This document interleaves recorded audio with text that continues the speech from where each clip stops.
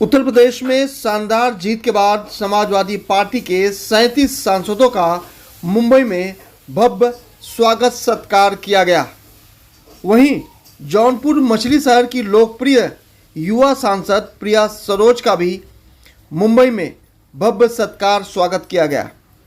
मुंबई में आगमन के बाद प्रिया सरोज का जगह जगह सम्मान समारोह मनाया गया।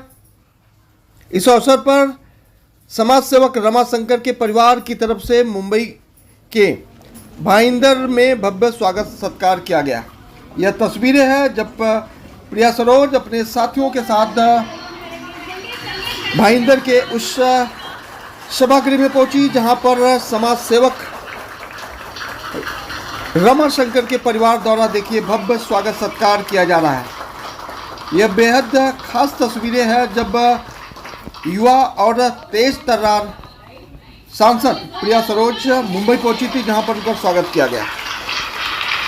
आपको बता दें कि उत्तर प्रदेश के बाद अब महाराष्ट्र में समाजवादी पार्टी अपना पैर पसार रही, अपनी ताकत आजमाने की तैयारी में है, क्योंकि आने वाले समय में महाराष्ट्र में विधानसभा का चुनाव है और इसी विधानसभा चुनाव में समाजवादी पार्टी अपनी ताकत आजमाएगी। और इस मौके पर प्रिया सरोज ने मीडिया से भी बात की और रमाशंकर के परिवार के साथ रूबरू होकर उन्हें पारिवारिक एक परिचय भी दिया।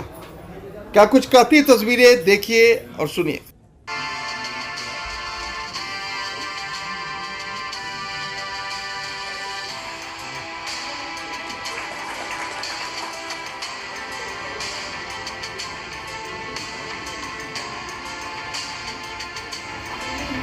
हम सभी देख पा रहे हैं और प्रिया जी की जो पिताजी हैं माननीय तूफानी सरोज जी 3 साल कंटिन्यूसली एमएलए रह चुके हैं और करेंटली आज वो एमपी रह चुके हैं और करेंटली आज वो प्रयागराज एरिया से एमएलए है।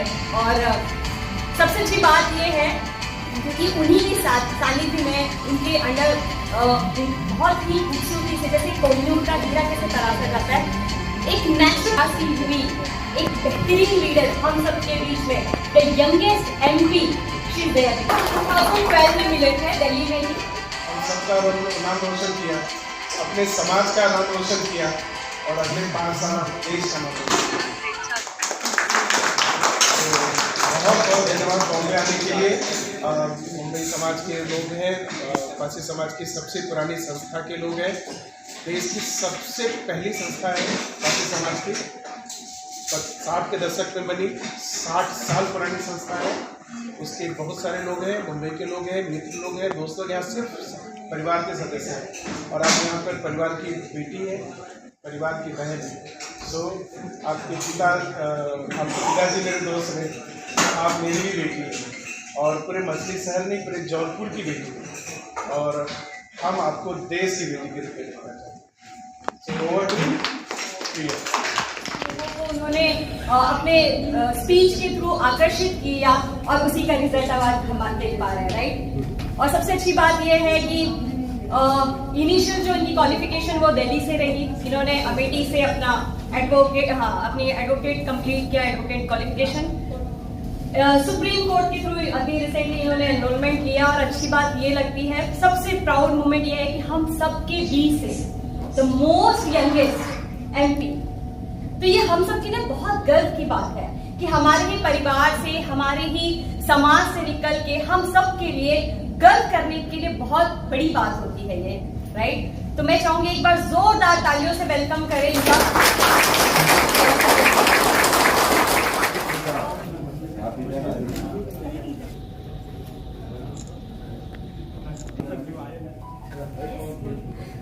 पहली बात तो आप सबको नमस्ते।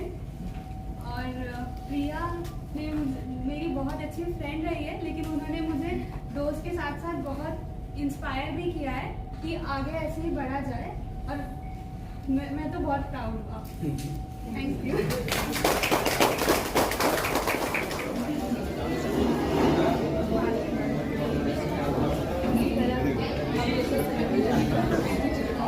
और आपका अप्रैल में मैं गया था।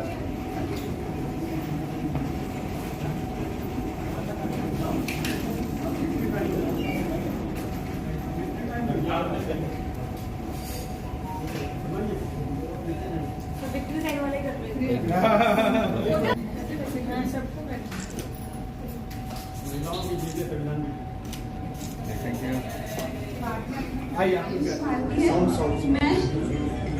मैं प्रिया को बहुत कॉन्ग्रेचुलेशन करना चाहूँगी पहले इतनी बड़ी सक्सेस के लिए, और हमें ऐसे इंस्पायर करती है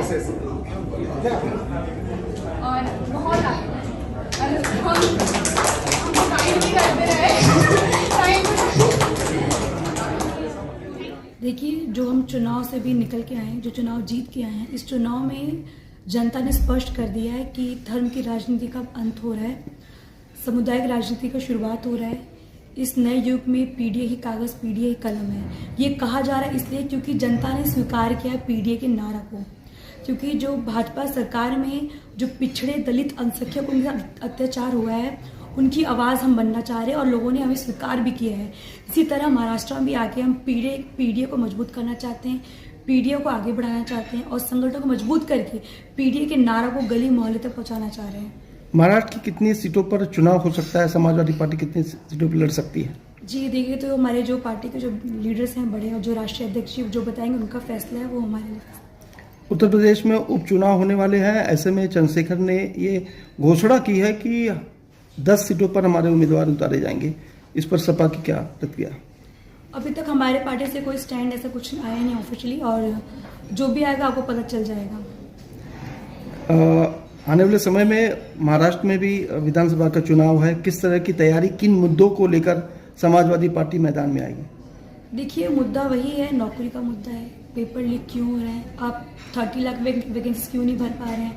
आप केवल धर्म की राजनीति कब तक कर लेंगे? जनता समझ गई है कि भाजपा सरकार केवल नफरत की राजनीति करते हैं, पूरे समय हिंदू मुस्लिम का एक कंट्रोवर्सी क्रिएट करने का ट्राई करते हैं, को हर मुद्दे में वो धर्म ले आते हैं, हर मुद्दे को राजनीति बना देते हैं। मुझे लगता है इस देश में हमें एक ऐसे नेता और ऐसे लीडर की जरूरत है जो प्रोग्रेसिव की राजनीति करे, जो युवाओं की बात करे, जो महिलाओं की बात करे।